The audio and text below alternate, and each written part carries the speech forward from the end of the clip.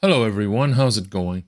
Meta Materials, trading under the ticker symbol MMAT or MMTLP for the preferred shares, has attracted a lot of attention in the traders community recently, mostly because of the volatilities of the share price as well as the strong fundamentals that Meta Materials was able to deliver for both now and the future.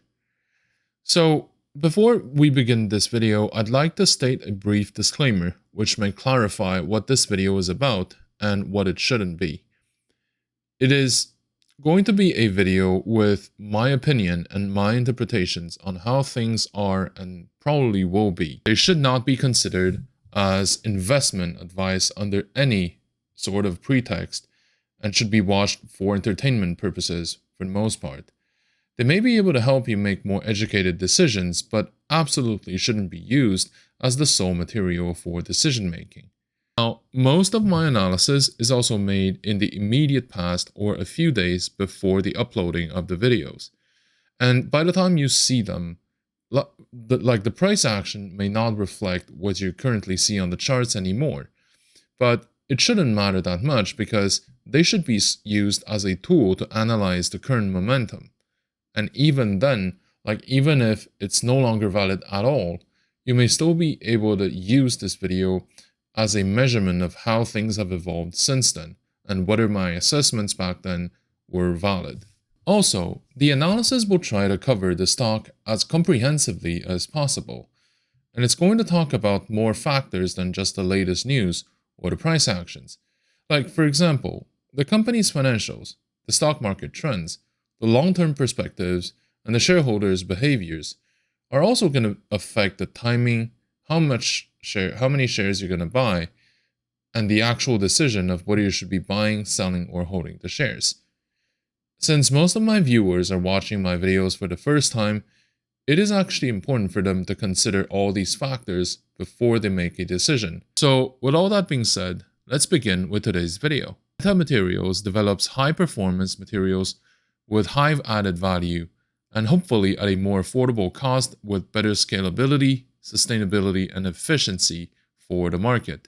Some of its clients includes Airbus, Lockheed Martin, and Satair. Another consideration to be had here is that Meta Materials has partnered with companies who are involved in the secret defense. Even though this is not a given, I would say that letting a company involved in this kind of degree of secrecy is not going to go bankrupt that easily. We simply have to look at the 3 American auto manufacturers and note that it's not that easy for them to go bankrupt simply because they may one day be involved making defense systems and other critical materials for the nation's safety.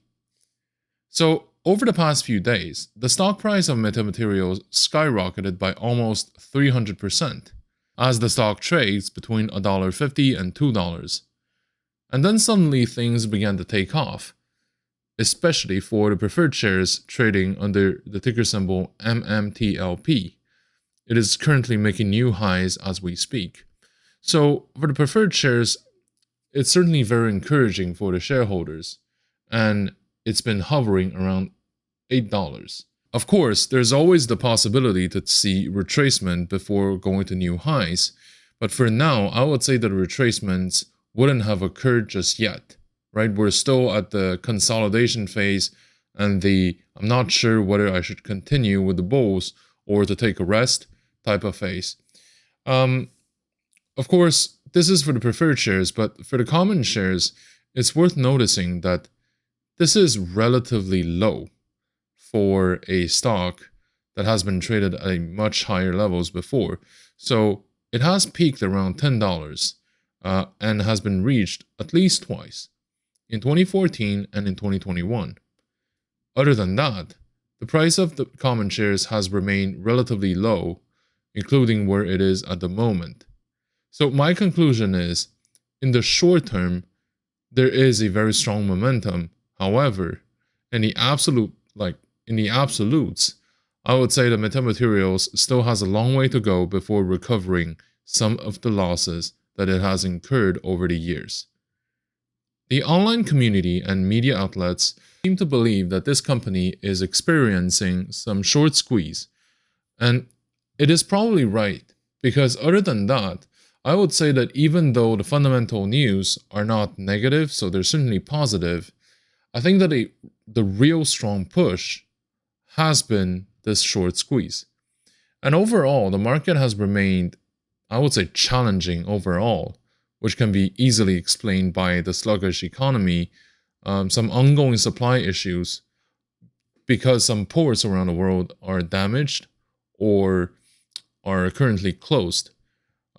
The increasing interest rates, but at the same time, I do believe that the defense systems that some of Metamaterials clients are building can hedge somewhat against like the bearishness of other sectors. Now, let's also take a look at the financials of Metamaterials.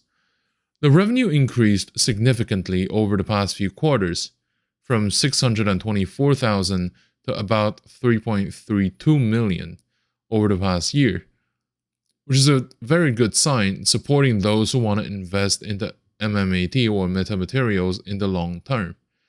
The operating expenses have also picked up, but I think it hasn't really picked up as much as the improvement of the revenue levels, although it has been at a higher level over time, which still results in the operating losses.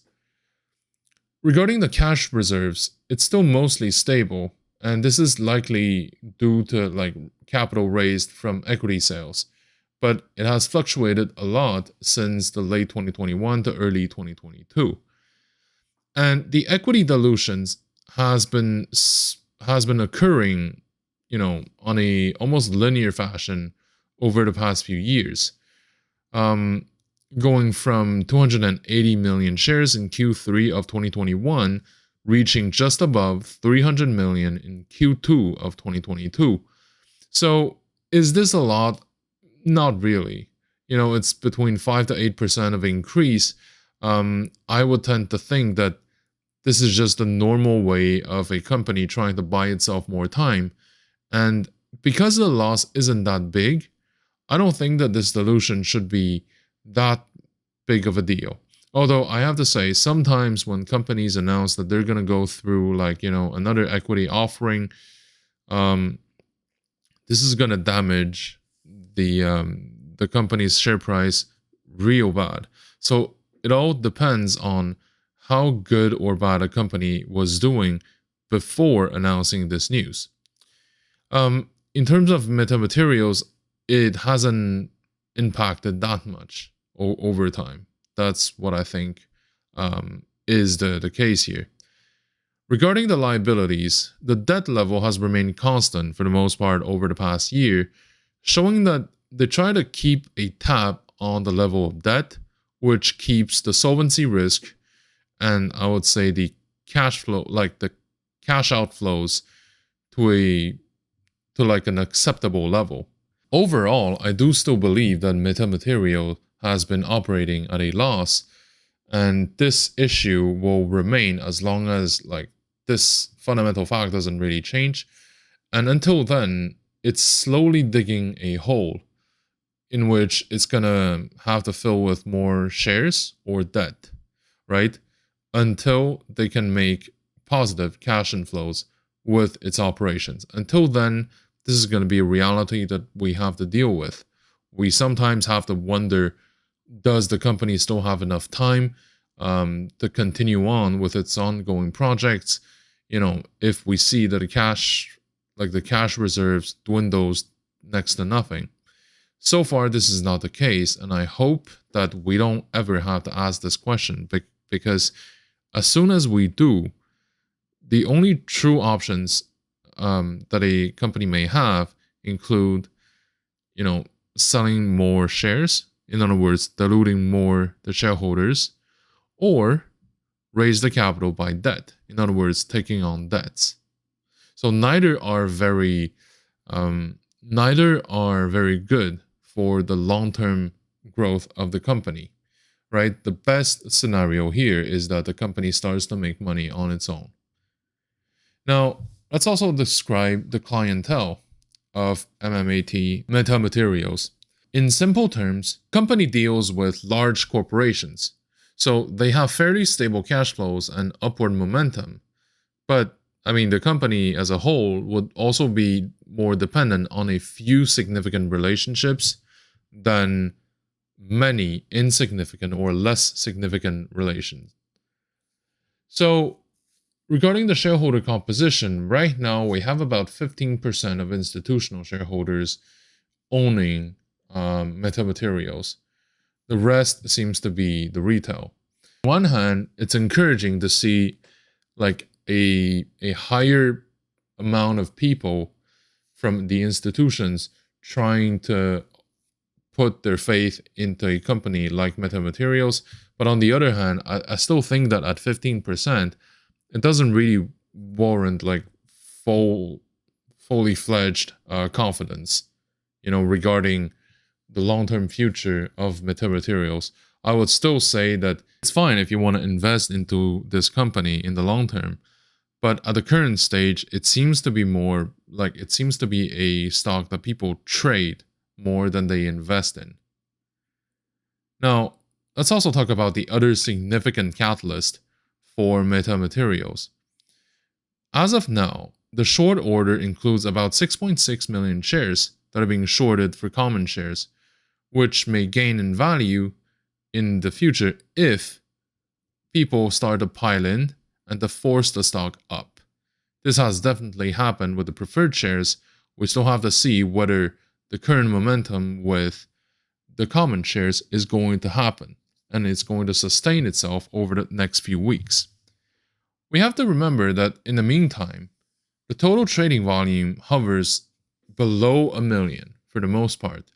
So in order to actually redeem a portion of the short positions, this in by itself may end up in a huge volume uptick, which is excellent news for metamaterials. Overall, I think that the short squeeze is worth playing, although regarding the preferred shares, I have a feeling that we absolutely have to wait to see whether Mmtlp is going to take over after the current consolidation.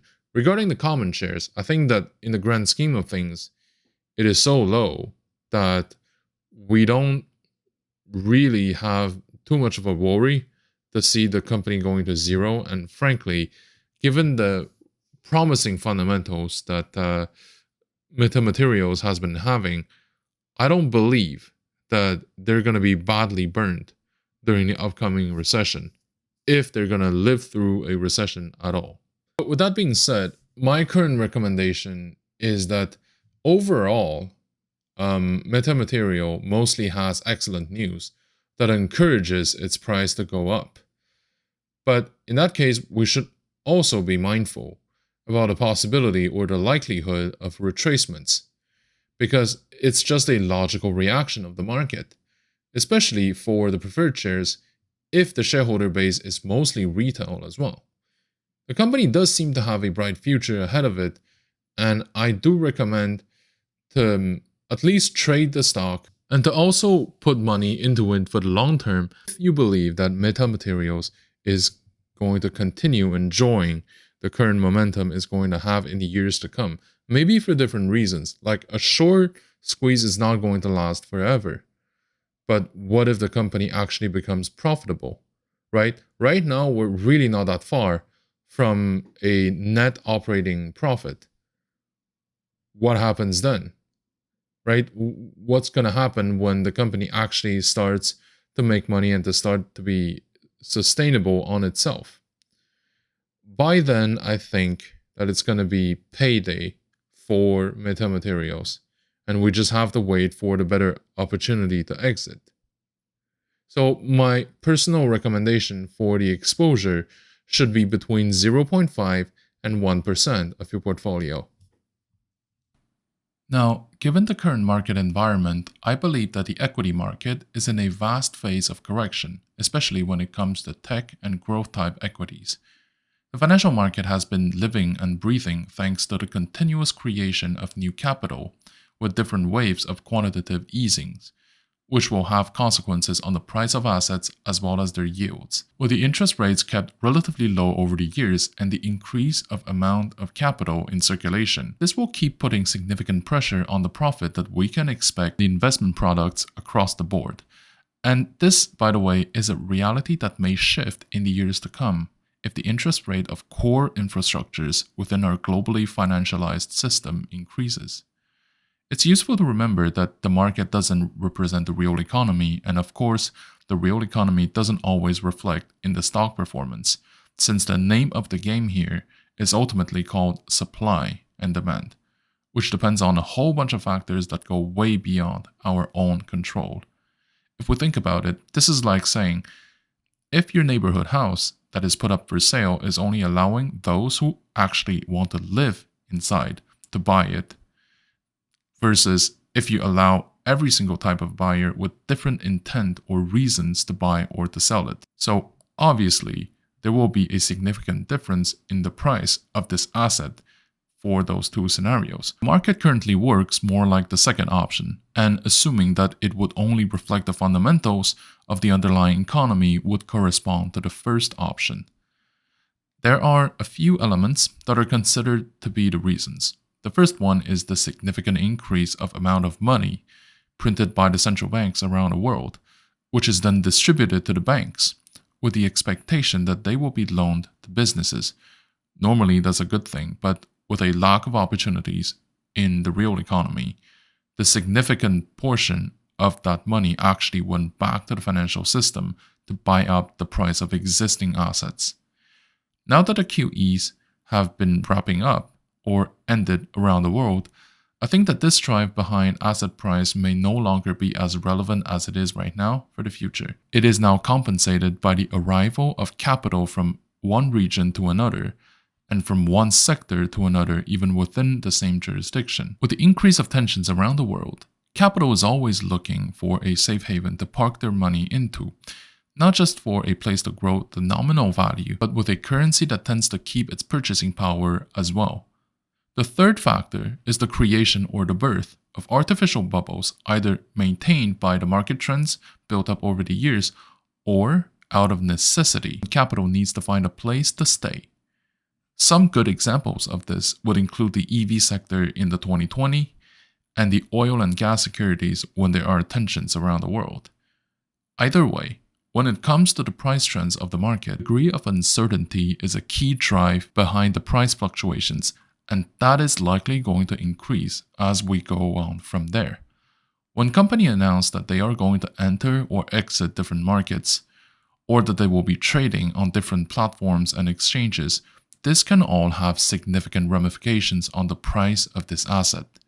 Some of the considerations to have when operating in this context include having a clear view of what is going on, especially regarding the cash flow and the capital flow, and avoid certain potential pitfalls.